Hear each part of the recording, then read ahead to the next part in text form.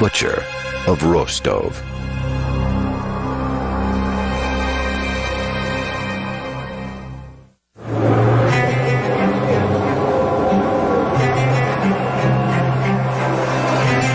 On the morning of April 14th, 1992, in the Russian city of Rostov-on-Don, citizens flooded the steps of the House of Justice, anxious for a glimpse of the accused killer, Adrei Chikalito.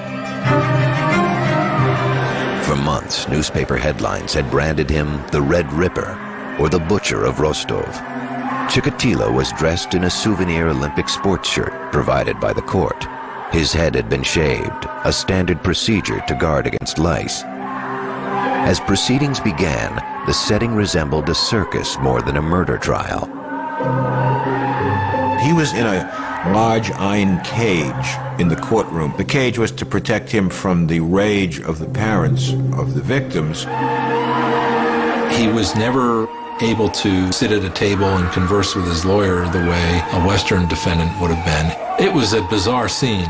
In the public seating, you had a number of family members of victims who were quite vehement in their desire to see him executed. And if they had had the option of seeing him executed by having wolves tear him apart, they would have voted for that. The defendant was allowed an opportunity to address the court. Families of Chikalito's victims screamed insults. Some fainted.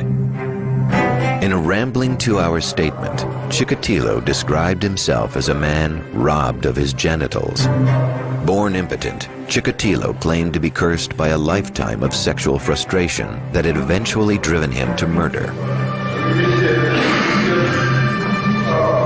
He asserted that he had never planned to kill, but that he had been seized with shaking and shivering and had lost control. He seemed at various times intent on proving that he was crazy.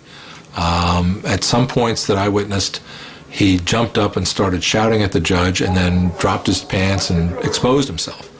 At other times, he started cursing and screaming and so forth. Most observers believed Chikalito's behavior in the courtroom was an act, an effort to gain sympathy.